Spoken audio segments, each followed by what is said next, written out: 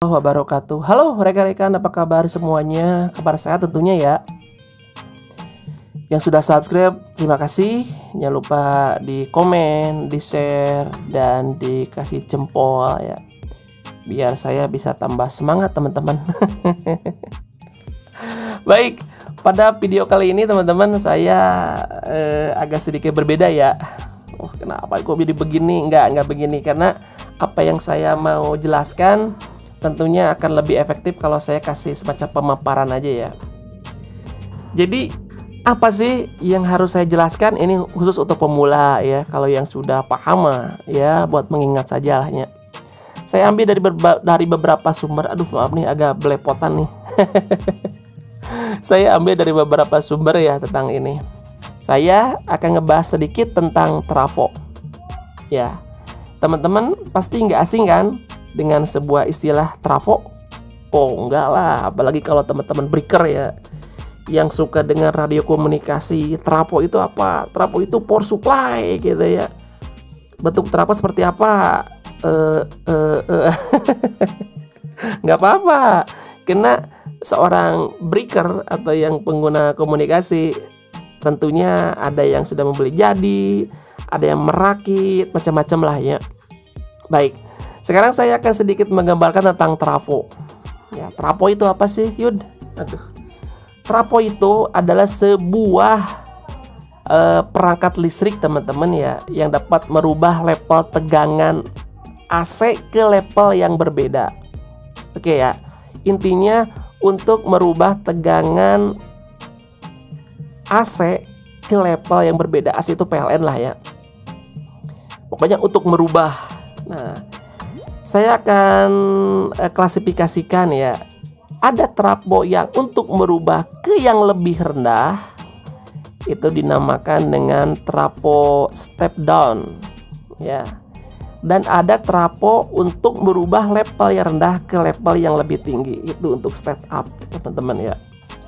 Jadi kebanyakan trafo yang digunakan untuk perangkat elektronik termasuk radio adalah trafo untuk menurunkan tegangan ya, karena perangkat elektronik ataupun perangkat radio dia membutuhkan tegangan sekitar 13 volt, sedangkan yang ada di PLN sekitar 220 volt. Jelas kalau langsung dicolok ke radio ini akan wassalam ya. Tapi ada juga trafo yang menaikkan dari 110 menjadi 220 volt AC. Ini trafo apa? Ini trafo step up ya. Kalau di Jepang, nih kalau belum berubah ya maaf ya kalau udah berubah, ataupun di Indonesia dulu ya, tegangan PLN itu 110 volt. Sedangkan perangkat elektronik kita membutuhkan 220 volt. Jadi teman-teman membutuhkan sebuah trafo step up. Nah, seperti itu ya teman-teman ya. Kalau teman-teman beli radio dari Jepang ya, asli dari Jepang, radio untuk orang-orang Jepang itu biasanya 110 volt teman-teman. Jadi jangan coba-coba teman-teman langsung jebret colokin ke PLN yang bakal ngebeledug ya, karena beda voltasenya. Dibutuhkanlah trafo step up. Oke, seperti itunya. Oke, sekarang saya akan masuk ke sejarah trafo. Teman-teman, kira-kira ada yang tahu kapan trafo diciptakan? Sekarang tahun 2022 ya, kita dengan mudah mencari trafo kemanapun pasti ada. Ke elektronik pasti ada trafo ya, karena hampir semua perangkat radio komunikasi ataupun perangkat elektronik itu membutuhkan sebuah trafo untuk penyesuaian tegangan tentunya ya. Jadi sejarah trafo itu tidak terlepas dari seseorang yang bernama Michael Faraday. Dia lahir tahun 1831. Alah, hampir 2 abad yang lalu ya. Tapi ini orang pinter. Si Faraday dia itu menciptakan atau menemukan tentang interaksi antara magnet-magnet dengan rangkaian listrik dapat menghasilkan gerak-gerak listrik. Ini dia nih. Dia menemukan bahwa interaksi antara magnet-magnet dengan rangkaian listrik dapat menghasilkan gerak-gerak listrik. Ya. Fenomena ini sekarang kita sebut dengan induksi elektromagnetik. Ya, induksi elektromagnetik. Induksi itu saling berpengaruh ya, saling keterkaitan, saling mempengaruhi induksi itu. Fenomena inilah yang sekarang disebut dengan induksi elektromagnetik. Kemudian beliau merumuskan persamaan ya, dia orang pintar memang. Sebagai hukum dasar elektromagnetik, yaitu memprediksi fenomena induksi elektromagnetik yang dikenal dengan nama hukum induksi Faraday. Faraday's Law of Induction. Waduh, hebatnya. Orang dulu udah pinter. Nah, setelah 1 tahun setelah Faraday, ada seseorang yang bernama Joseph Henry ya. Dia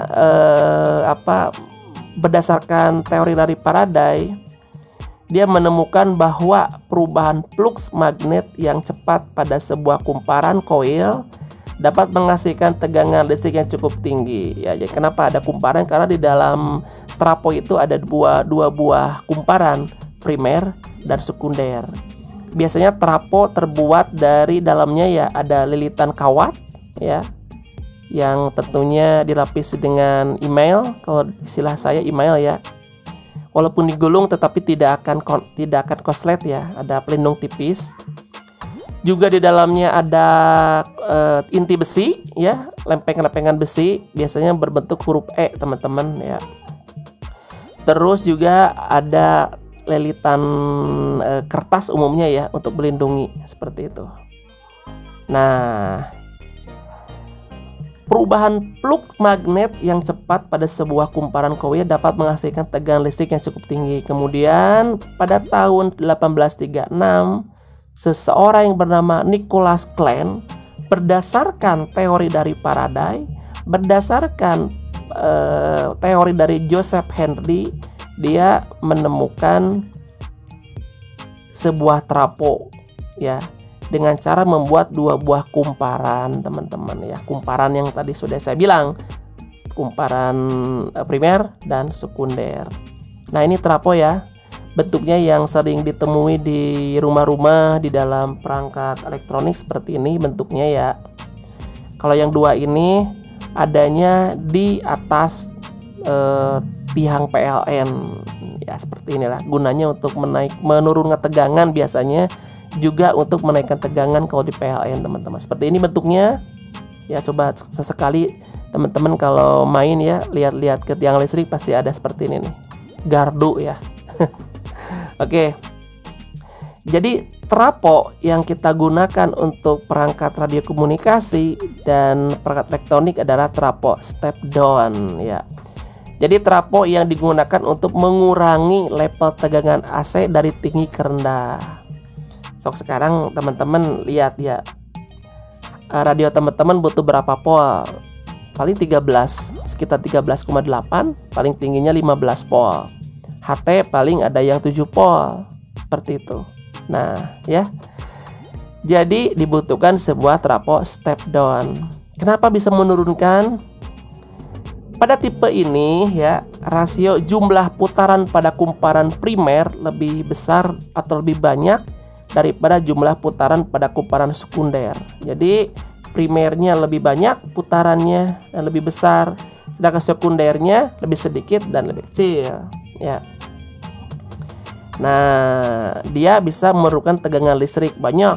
Di dalam perangkat elektronik pasti ada ya, dari 220 ke berapa gitu. Nah, ini ya tipe trafo-trafo yang banyak diketemukan di dalam perangkat elektronik ataupun bahkan di sebuah power supply. Ini trafo seperti ini juga ada 2 tipe ya, ada yang CT dan ada yang 0. Yang CT biasanya banyak digunakan untuk audio ampli, sedangkan yang 0 banyak untuk perangkat elektronik seperti radio, televisi, power supply seperti itu ya. Radio tip ya, seperti itu ya. televisi kayaknya ada deh kalau nggak salah ya.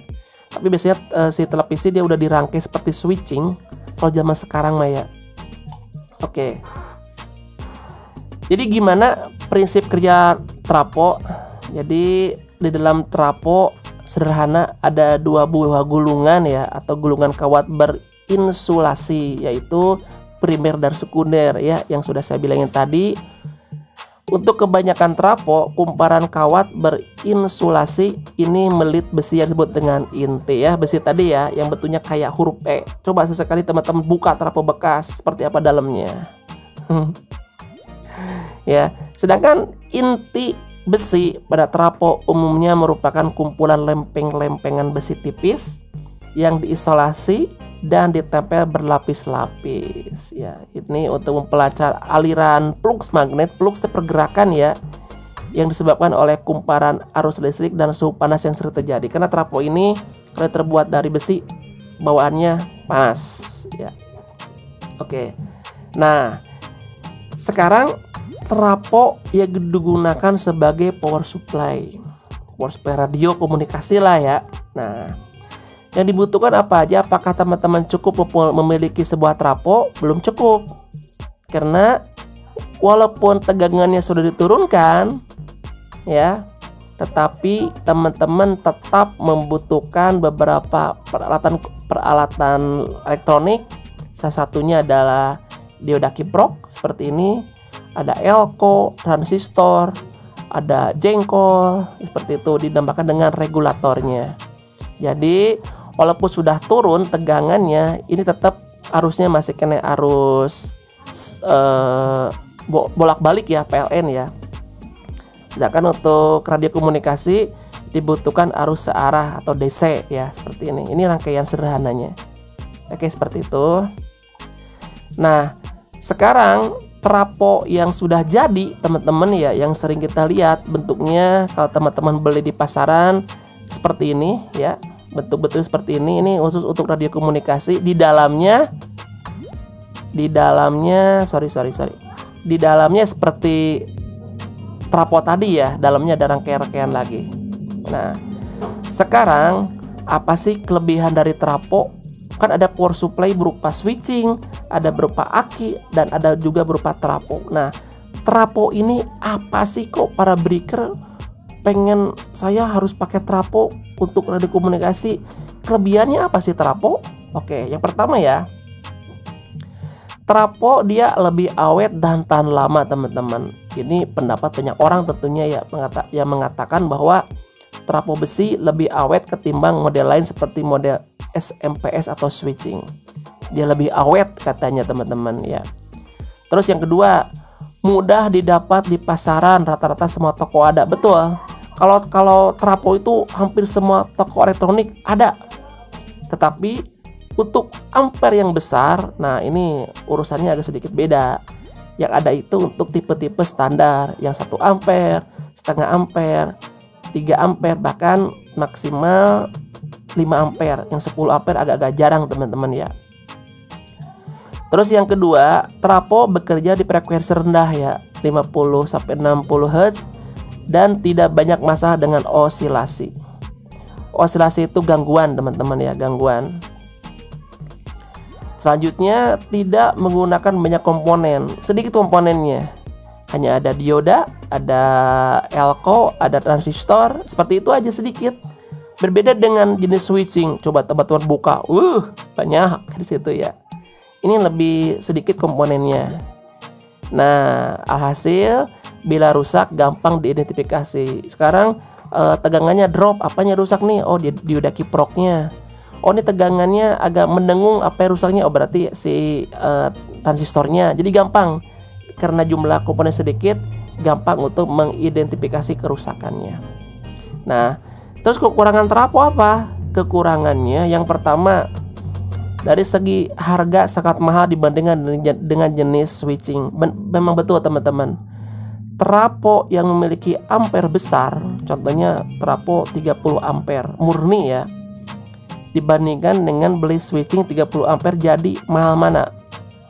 Ini kualitas standar ya, yakin saya mahal trafo. Mahal trafo asli. Coba dibuktikan teman-teman. Trapo harganya lebih mahal daripada switching dengan kelas yang sama ya, switching lebih mahal. Yang kedua, trapo memakan banyak ruang dan berat. Benar. Yang 30 ampere zaman dulu itu bisa diduduki segede jojodog teman-teman ya. Gede, ya berat, ya gede. Kebayang ya kalau teman-teman memiliki trapo 30 ampere murni nih, disimpan di atas meja, bisa menon itu teman. Tapi kualitasnya jaminan ya.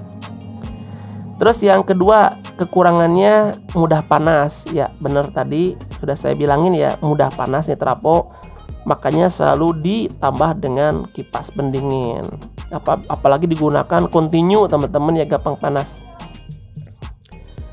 Terus kekurangan trapo, tegangannya tidak bisa diadjust. Maksudnya keluarannya ada yang 24, 9, 6, 42. Nah, itu maksudnya tidak bisa diadjust di situ. Tapi kalau sudah menjadi power supply, itu kita bisa naikin dengan rangkaian tertentu teman-teman ya. Lebih ringannya ada DC1 LAN, seperti itulah, ada DC1-nya. Tapi kalau di power supply ada buat mengatur tegangan berupa potensio biasanya seperti itu. Yang selanjutnya, harus menggunakan banyak elko bila untuk power supply DC, karena diperlukan farad yang cukup tinggi untuk meratakan arus DC-nya. Jadi semakin banyak elko yang ada dalam sebuah power supply itu akan lebih baik ya, karena akan mendapatkan jumlah farad yang besar ya. Jadi elko itu gunanya untuk apa? Untuk meregulasi atau menghaluskan, meratakan, juga menyimpan listrik sebelum disalurkan ke perangkat elektronik. Disimpan dulu sementara di bagian elko. Kalau di komputer mah memori lah, seperti itu ya. Semakin banyak elko-nya semakin baik tentunya. Nah, sekarang trapo untuk radio komunikasi teman-teman ya. Jadi pada rangkaian radio komunikasi itu hanya ada dua arus ya, rata-rata ada positif negatif. Nah, jadi trapo untuk radio komunikasi harus ada dua keluaran, ada yang negatif dan ada yang positif. Jangan pakai CT ya teman-teman ya. Seperti itu, tentunya dengan voltase yang sudah ditentukan, 13,8 volt biasanya ya. Nah, ini dia.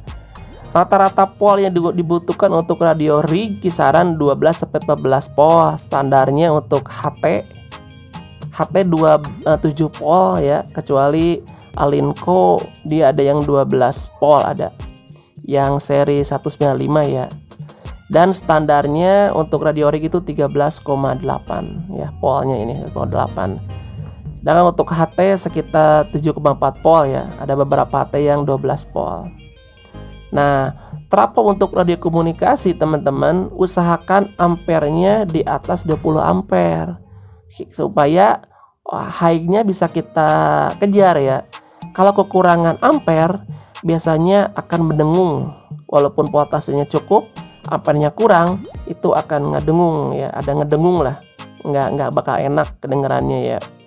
Idealnya itu sekitar 30 ampere teman-teman. Bahkan untuk radio rig 30 ampere lebih, dan untuk HT cukup 3 ampere pun nggak masalah untuk HT mah ya. Nah, power supply menggunakan trapo sangat tepat diaplikasikan di peralatan yang menggunakan sistem push on, karena dianggap memberikan hentakan yang maksimal ketika saklar ditekan. Ideal digunakan di peralatan radio komunikasi. Nah, ini dia ya.